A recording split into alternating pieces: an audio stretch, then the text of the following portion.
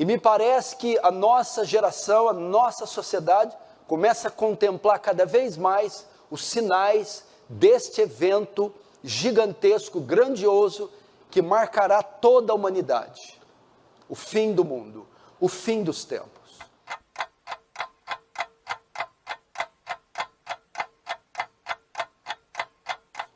E o texto que eu escolhi para falar sobre isso, dos tantos que a Bíblia tem, foi o de Mateus, o sermão de Jesus chamado sermão escatológico. O sermão que fala dos tempos e dos dias do fim. E Jesus tratou isso com os seus discípulos. Eles já conheciam as profecias de Daniel, e eles sabiam que ia haver um fim, e eles indagam, ninguém mais, ninguém menos, ninguém melhor para responder que o próprio Cristo, o próprio Messias. E eles vão perguntar: mestre, quando se sucederão essas coisas? Que sinais haverão da sua volta? Então Jesus, ele não data com precisão o tempo do fim.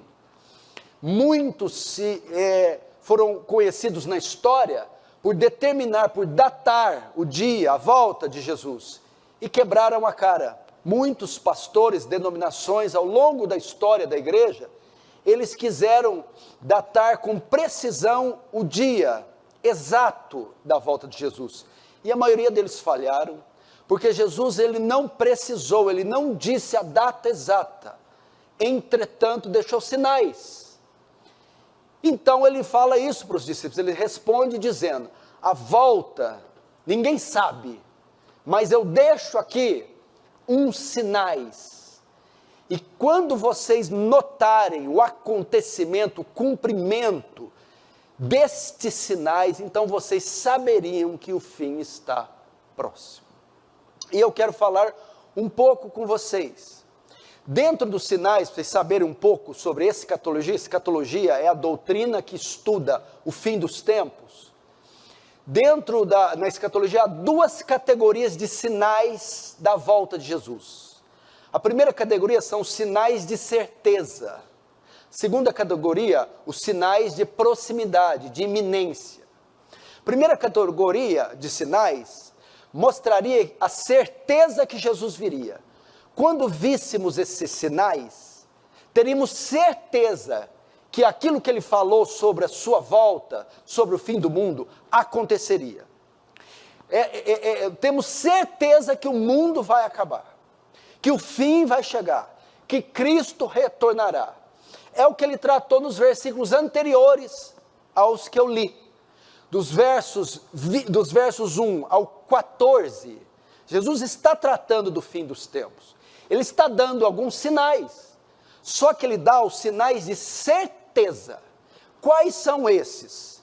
É os que nós estamos vendo ao longo dos séculos. Nação se voltando contra nação, reino contra reino, terremotos, pestes, fomes, multiplicar-se do engano religioso. Então esses sinais são sinais de certeza. Então quando nós vemos a pandemia do coronavírus, é um sinal do fim? É um sinal do fim. Que sinal é esse? Pestilências. O fim seria marcado por um período de intensas e sucessivas pestes, pragas, epidemias. O fim seria marcado por abalos sísmicos na terra. Haveria uma quantidade de terremotos em intensidade muito grande, porque ele falaria de terremoto. A terra seria assolada também por fomes. Hoje, quase 1 bilhão de pessoas no mundo passa fome. E isso por causa de inflação, governos totalitários, aquecimentos globais, tragédias na natureza, fome. Fala também de nação contra nação, reino contra reino, conflitos armados, conflitos militares, guerras civis, guerras de toda sorte, são sinais também. E, como eu disse, epidemias. Só que quando nós vemos esses sinais, vimos maremotos, vimos o tsunami que teve há alguns anos atrás, e tantas coisas acontecendo na sociedade, muitos olham para isso e dizem: pronto, Jesus está voltando. não necessariamente estes sinais significam que está próximo. Esses sinais estão na primeira categoria, são sinais de certeza. A pandemia do coronavírus, os furacões, essas coisas todas, mostram para nós, é certo que ele virá, que o que ele falou é verdade, que o que ele falou está se cumprindo, ele vai voltar, fato.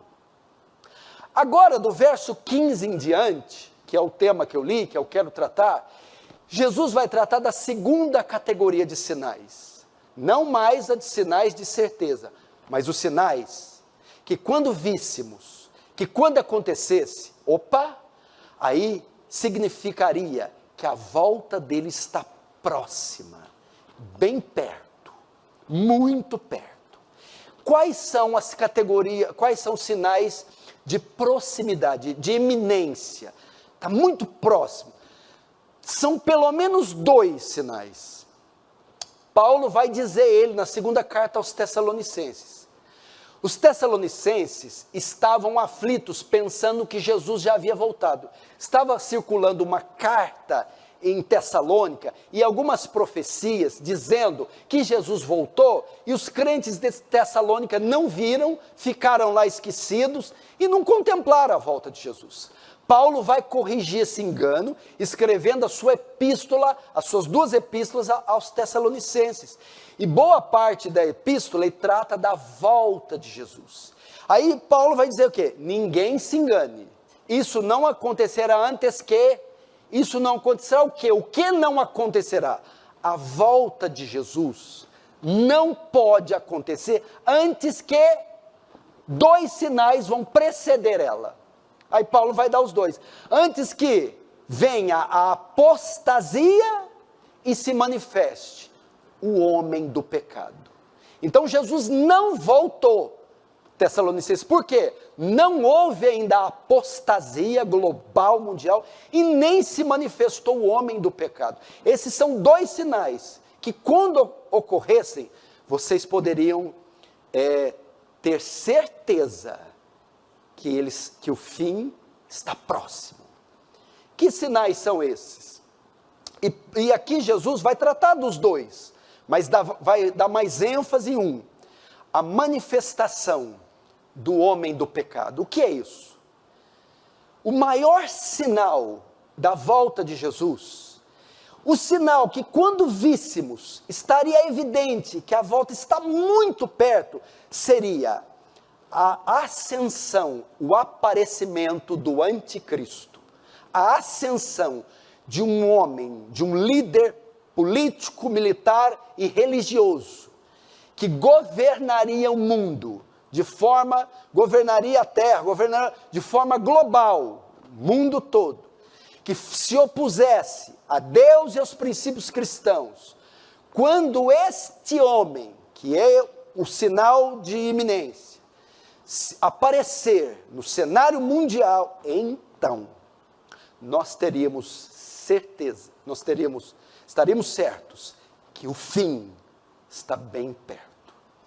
E é o que Jesus vai tratar aqui. Ele vai começar a falar a segunda categoria de sinais, verso 15: quando pois virdes o abominável da desolação, que falou o profeta Daniel, quem lê entenda, até aí. Quando virdes o abominável da desolação, de que falou o profeta Daniel. Bom, Daniel, caso você não saiba, é o Apocalipse do Antigo Testamento. Se você quer saber se houve o Apocalipse no Antigo Testamento, é o profeta Daniel. Daniel também profetizou, através das suas 70 semanas, o fim. Profetizou períodos que dariam até o tempo de Jesus. Mas também viu o fim do fim.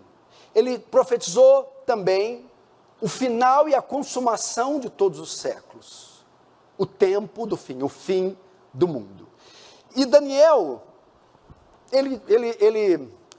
ele faz uma profecia dizendo que quando vocês vissem isso, saberiam que o fim está próximo. Qual é? Quando vocês verem o abominável da desolação no lugar santo, opa, está próximo o fim. O que seria o abominável da desolação no lugar santo? Lugar santo aqui fala do templo, o famoso templo de Jerusalém, o de Salomão que foi destruído, reconstruído pelos os judeus que voltaram do cativeiro e agora restabelecido por Herodes. Quando vocês vissem algo abominável dentro do templo que é sagrado, vocês saberiam que o fim está próximo. E como essa profecia pode ser vista? Pelo menos de 3 formas. Primeiro, ela se cumpriu quando Antíoco Epifânio, no século II antes de Cristo, invade Jerusalém, toma o templo, ele ergue um altar lá e profana o templo, oferecendo vísceras de porcos. O porco é um animal imundo, impuro para o judeu. Então Antíoco Epifânio entra no templo e profana. Quando vê o abominável da desolação, ou quando virdes algo profano dentro do templo, vocês saberiam que o tempo está por fim. Então se cumpriu primeiramente no século II a.C., quando esse rei entra e profana o templo oferecendo porcos. Segundo, se cumpre quando o general Tito invade Jerusalém, no ano 70 depois de Cristo, e destrói a cidade e o templo. Mas Daniel vê mais adiante o cumprimento dessa profecia na terceira fase, na fase final. Quando vocês virem algo abominável dentro do templo, vocês vão saber que é o fim. O que é algo abominável? O templo foi destruído no ano 70, nunca mais vai ser reconstruído. Lá em 2 Tessalonicenses, Paulo diz que vai se levantar o filho da perdição, de modo que ele vai se assentar no templo, reivindicando, arrogando ser o próprio Deus. Como é que ele vai sentar no templo, se o templo está destruído? Aí é que entra a escatologia dispensacionalista. A nossa escatologia é amilenista, depois eu te explico o que se trata. Ela entende o quê? Que o terceiro templo, que o templo vai ser reconstruído lá em Jerusalém, por isso aquele conflito entre judeus e palestinos, árabes, o tempo todo, por aquele pedaço de terra para ser reconstruído. Então o anticristo se ergue, se levanta no poder, invade Jerusalém, toma o templo e vai fazer a adoração, capital da adoração mundial a partir dali. O que Paulo quer dizer então? Pastor, se Antíoco Epifânio entrou no templo, Tito destruiu o templo, por que então a última profanação não vai ser no templo? Presta atenção. Quando o templo é destruído no ano 70, ali Jesus está pondo fim na ordem levítica, na ordem sacerdotal, na ordem cerimonial. Acabou rituais, acabou o judaísmo, acabou a guarda de dias, dieta de alimentos, acabou o sacrifício animal, tudo foi cumprido em Cristo, acabou. Agora se instaura uma nova etapa. A igreja do Antigo Testamento passa o bastão para a igreja do Novo. A igreja do Antigo, formada só de judeus. A igreja do Novo, judeus e gentios se unem. Agora é o tempo da igreja. De modo que o termo grego de 2 Tessalonicenses para templo, quando fala, e o filho da perdição se assentará no templo, a palavra grega é naos. Paulo, em todo o Novo Testamento, quando usa a palavra naos, ele está querendo dizer igreja. Igreja. Então, qual é o maior sinal da volta de Jesus? É quando o anticristo aparecer, se erguer, tomar o poder, e quando ele tomar o poder da igreja, quando ele liderar a igreja, quando ele se disser Senhor da igreja, quando a maioria dos cristãos do mundo todo, os cristãos falsos, os cristãos apóstatas, darem a Ele adoração, reconhecerem Ele como um representante de Deus, então, esse é o maior segredo.